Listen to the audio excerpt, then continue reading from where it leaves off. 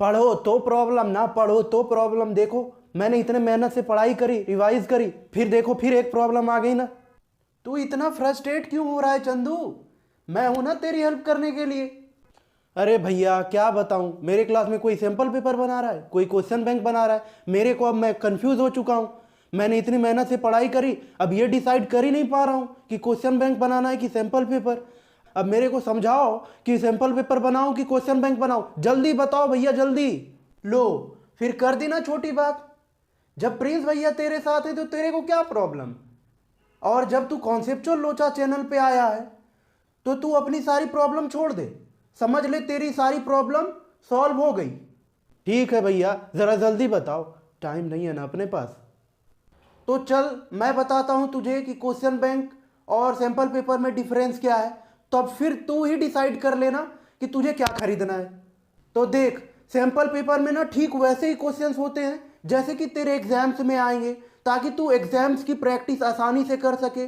और तूने सीबीएसई का सैंपल पेपर तो देखा ही होगा, तो ठीक वैसा ही क्वेश्चंस होता है उसमें। मतलब कि अगर हमें एग्जाम देने की प्रैक्टिस करनी है, टाइम मैनेजमेंट सीखनी है, राइटिंग स्टाइल सीखनी है, तो हमें सैंपल पेपर सॉल्व करना चाहिए। लेकिन भैया ये फिर क्वेश्चन बैंक क्या होता है? तो क्वेश्चन बैंक में ठीक वैसे ही क्वेश्चंस होते हैं जो कि एग्जाम पॉइंट ऑफ व्यू से रेलिवेंट हो, लेकिन इसमें डिफरेंस ये होता है कि ये चैप्टर वाइज अरेंज्ड होंगे, ताकि तुझे ये पता लग सके कि इस चैप्टर से कैसे कैसे क्वेश्चंस पूछे जा सकते हैं। एक डाउट पूछे भैया, गुस्सा तो नहीं होगे ना?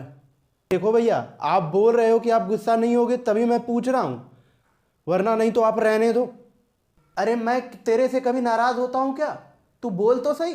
तो मैं पूछना चाह रहा था भैया कि ये सैंपल पेपर और क्वेश्चन बैंक में पतला कौन सा होता है, ये बता दो तो जरा।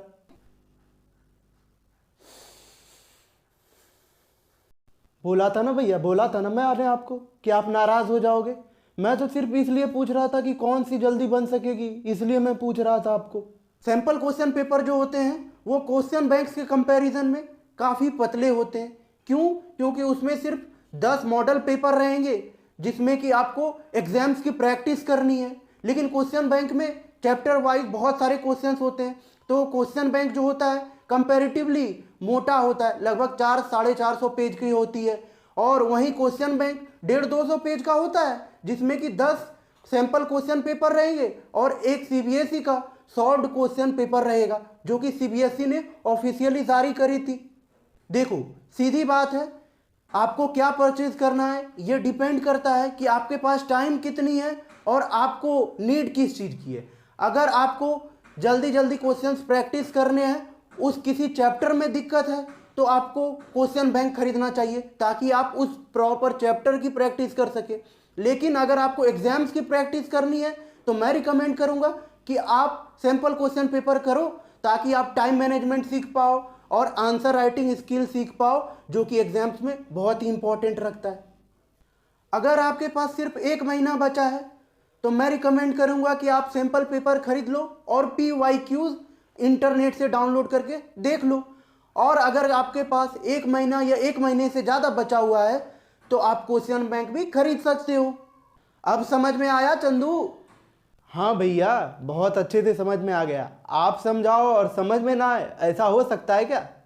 वैसे मैं बताऊं, भैया के बोलने से क्या होता है, मैं तो वही खरीदूंगा जो कि पतला होगा।